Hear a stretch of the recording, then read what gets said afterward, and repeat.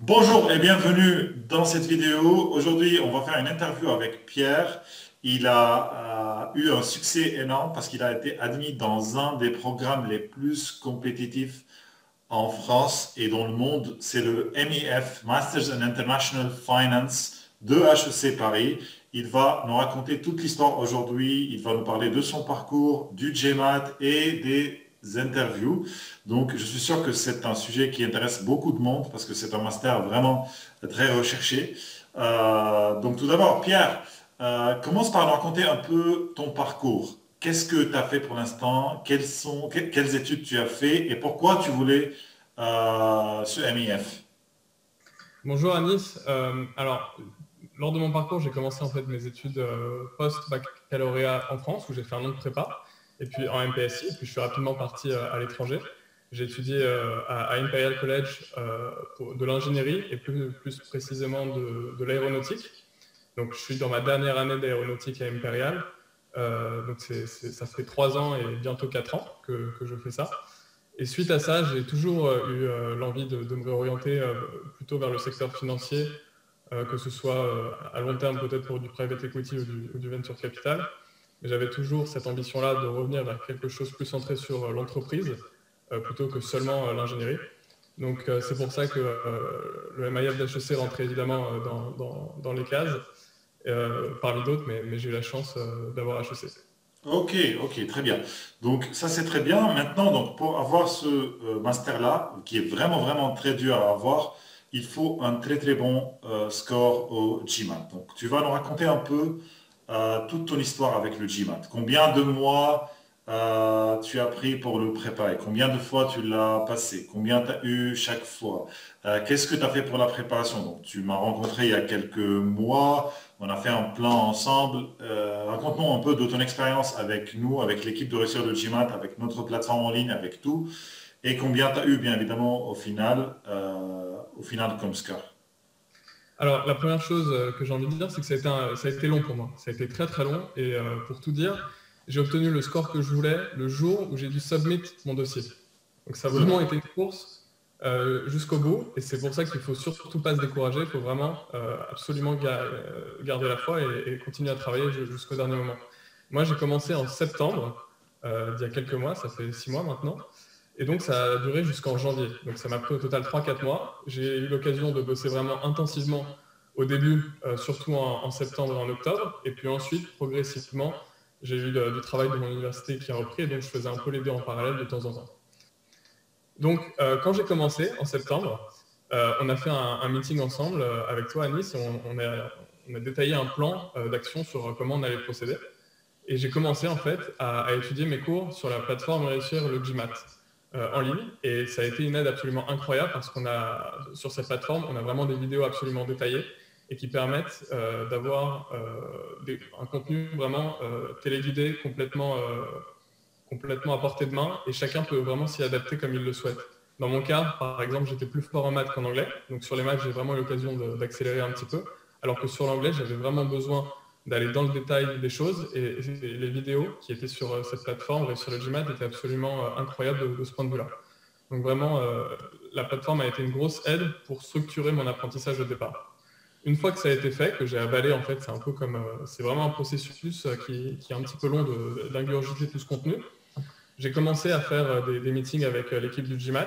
Et là, j'ai vraiment senti une progression supérieure, puisque en fait, toutes ces connaissances que j'ai ingurgitées presque, j'ai commencé petit à petit à les mettre en forme et à pouvoir m'en servir, chose que je ne faisais pas jusqu'alors en regardant simplement les vidéos.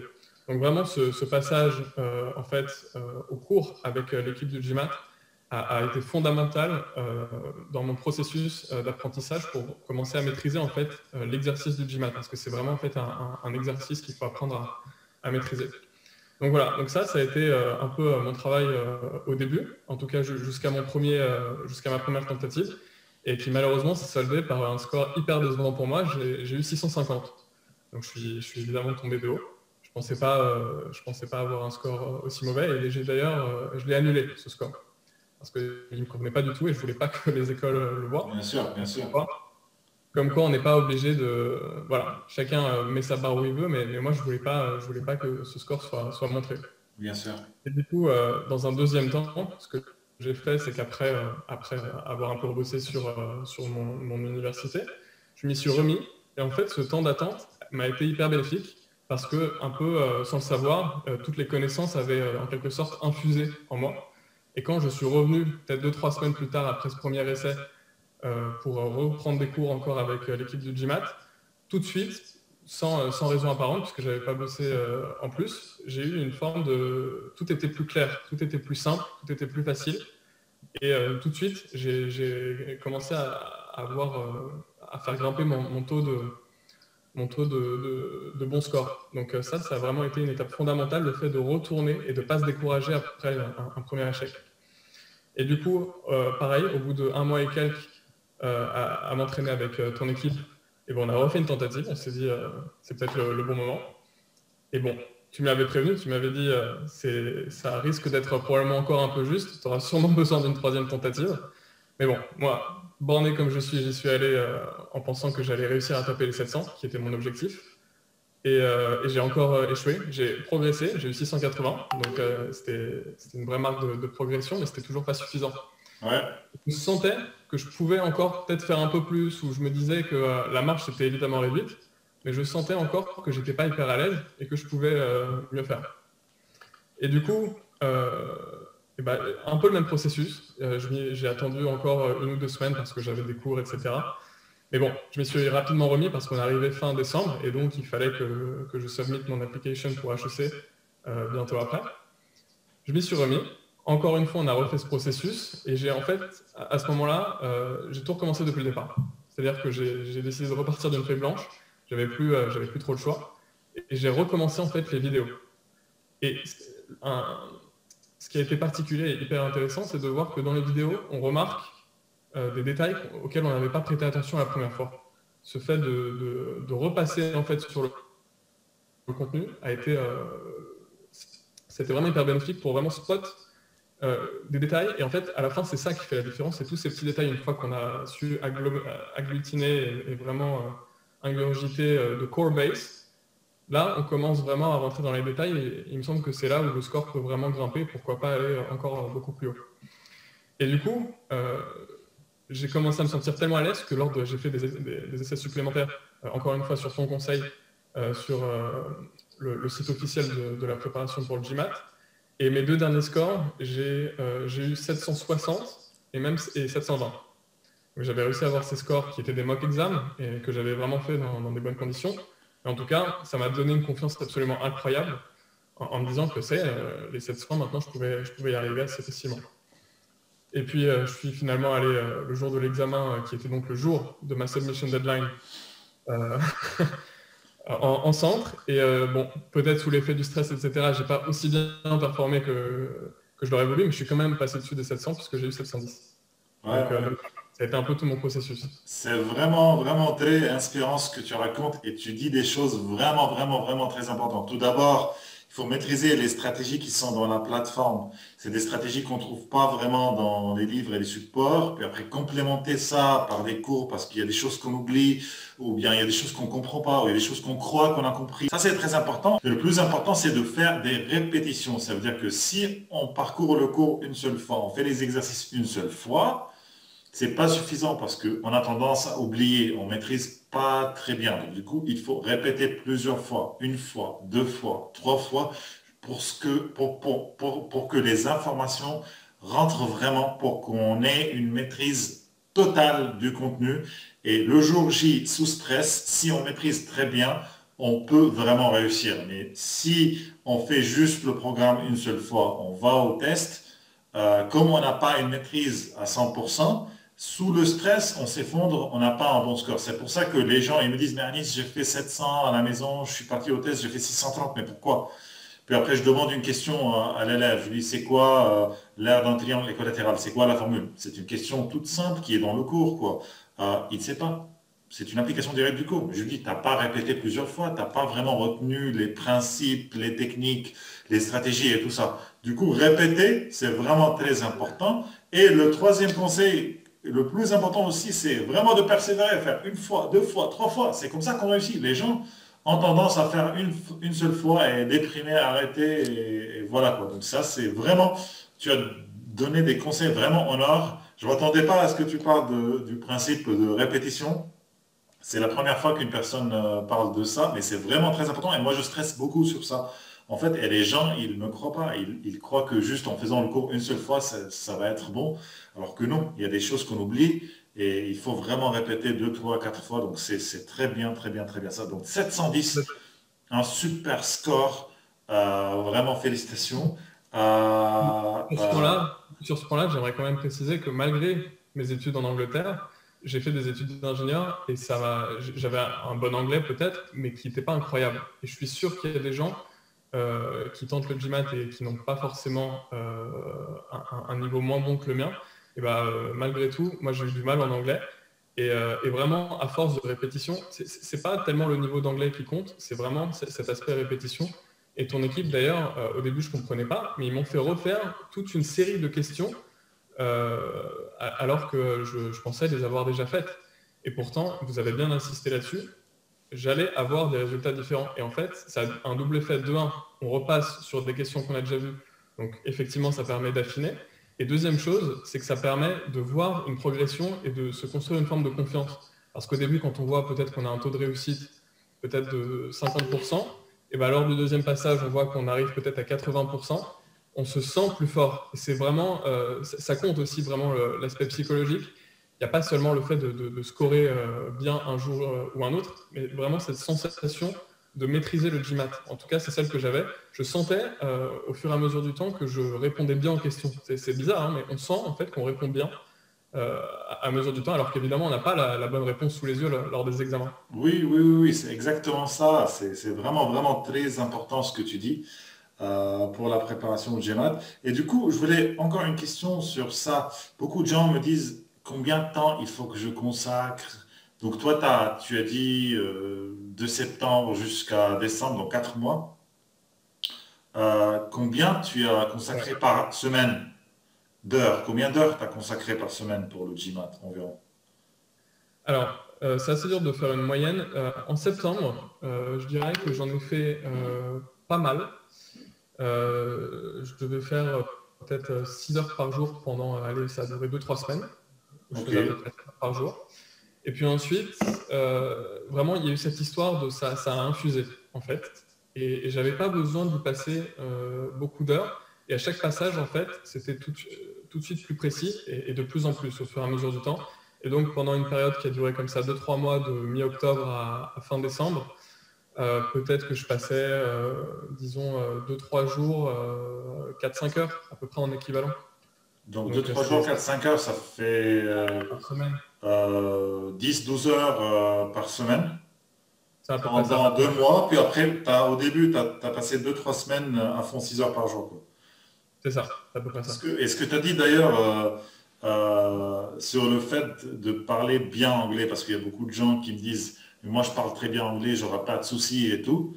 C'est vraiment un mythe parce que honnêtement, moi je connais des Américains qui viennent chez nous et qui scorent vraiment très mal, quoi. Des Américains natifs qui parlent très bien, très bien, très bien anglais et qui scorent pas très bien dans la partie verbale. Il faut comprendre que la partie verbale du GMAT, ça n'a rien à voir avec parler bien anglais. Il y a des règles de grammaire, il y a raisonnement logique, il y a compréhension du texte, il y a beaucoup de choses à maîtriser, à savoir. C'est rien à voir avec parler juste anglais, quoi.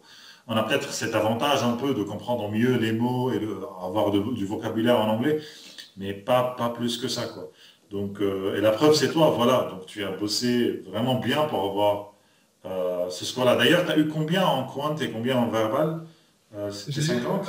50 en quant et 50 j'ai en... eu 35 en verbal, si je dis pas de bêtises.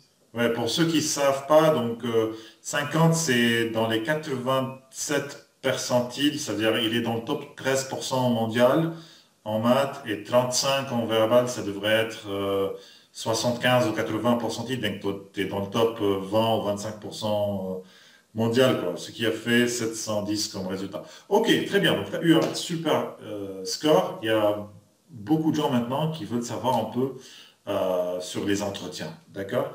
Donc, tu as fait un entretien pour le MIF, HEC. Qu'est-ce que tu donnes comme conseil aux gens pour la préparation de ces entretiens? Quels sont les éléments clés à dire? Si tu peux nous donner un peu aussi quelques questions ou quelques idées de questions comme ça, les gens qui regardent cette vidéo puissent vraiment bénéficier de ton expérience, quoi. Bien Qu'est-ce que sûr. tu peux nous dire? Alors, la première chose que je dois dire, c'est que j'étais très très préparé. Et ça, c'est vraiment un truc qu'il ne faut pas négliger. Il ne faut pas arriver les mains dans les poches. Il y a des questions auxquelles on peut s'attendre. Et la meilleure manière de le faire, en fait, de connaître les questions, c'est de contacter des alumni ou des étudiants qui sont en ce moment même dans le cursus. Donc, c'est vraiment ce que j'ai fait. Je n'ai pas bénéficié d'autres oui-dire que ceux des étudiants qui sont actuellement dans le master et que vraiment j'ai contacté peut-être 10 ou 15 étudiants actuels.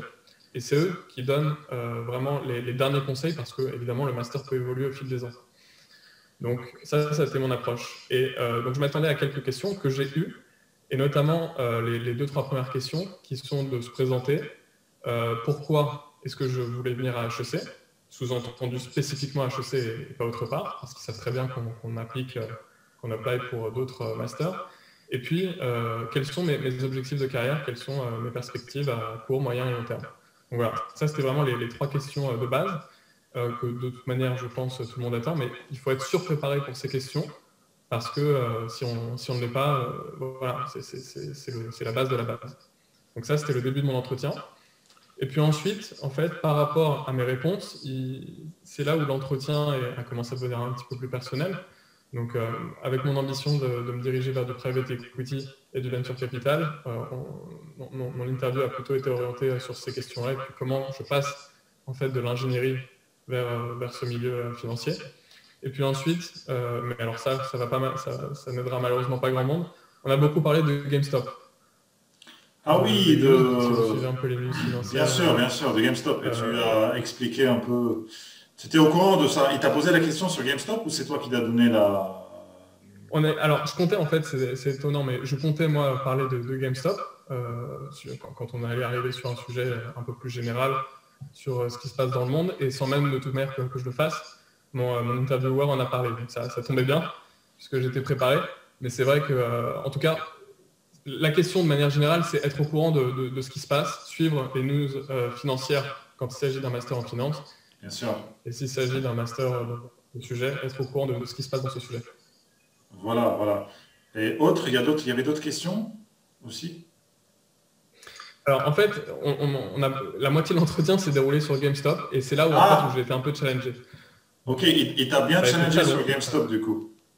absolument. Et en fait, le conseil que je donnerais par rapport à ça, je suis pas, enfin je peux évidemment pas parler au nom de mon intervieweur, mais je pense que ce qui était recherché à ce moment-là, c'était de me challenger, d'essayer de me déstabiliser. Parce que vraiment 15 minutes d'explication sur GameStop, bon, il a vraiment cherché à savoir, de un, si je comprenais l'histoire, si je savais ce que je racontais, et puis si j'étais un peu certain de mes bases, de mes définitions un peu financières, parce qu'il était au courant que je n'étais pas, que j'avais un background d'ingénieur.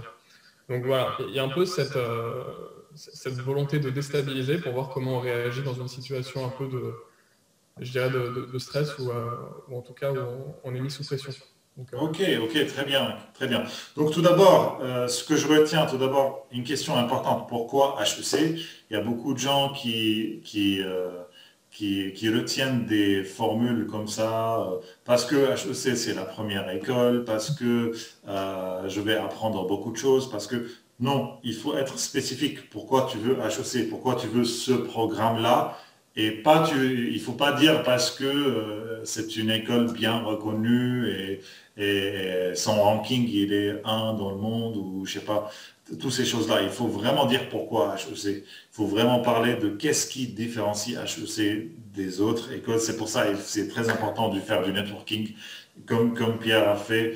C'est très important de vraiment connaître les brochures, le site de HEC, vraiment savoir beaucoup sur ce programme-là pour pouvoir vraiment répondre et vraiment dire pourquoi on veut HEC, pourquoi on veut ce programme précis et comment ce programme-là va nous aider à atteindre nos objectifs. C'est ce que j'apprends à nos élèves qui préparent les interviews, c'est très important de préparer cette question et avoir un fil conducteur de notre parcours et qu'on puisse justifier chaque étape. Et deuxième chose très importante, donc on résume, il faut vraiment être au courant de tout. Donc pour savoir être au courant de tout ça, de toutes les actualités, il faut juste suivre Elon Musk sur Twitter et lui, il vous racontera, vous allez tout comprendre. Exactement. C'est une blague, ok. Mais bon, GameStop, c'était quand même, voilà, pour voir si tu suis un peu ce qui se passe, quoi. C'était intéressant, voilà, donc de voir comment ça se passe, quoi. Très bien. Ok, donc merci beaucoup, Pierre, pour ta présence aujourd'hui avec nous. C'est vraiment inspirant tout ce que tu as raconté. Il y a beaucoup de gens qui vont vraiment apprécier cette interview. Donc merci beaucoup à toi. Pour tous ceux qui veulent vraiment préparer le GMAT, vraiment réussir le GMAT, ou bien vraiment avoir un dossier en béton armé pour les écoles de commerce, ou bien préparer les interviews, leur CV et tout ça. Donc il faut juste regarder dans la description de cette vidéo-là. Vous allez trouver un lien pour une formation gratuite d'1 heure pour préparer le GMAT. Et vous allez trouver mon numéro WhatsApp et mon email. Vous pouvez me contacter pour tout renseignement, que ce soit concernant le GMAT ou que ce soit concernant le Admission Consulting. Voilà. Donc, merci beaucoup, Pierre. Euh, Merci infiniment et à toi et à toute ton équipe et vraiment bonne chance aux futurs étudiants et surtout persévérer, c'est le plus important et j'en suis la preuve. Très bien, très bien. Je suis vraiment très fier de ton résultat, quoi. Allez, ciao, ciao. Et on se À voit dans bientôt. une autre vidéo. Allez, ciao, ciao. Au revoir.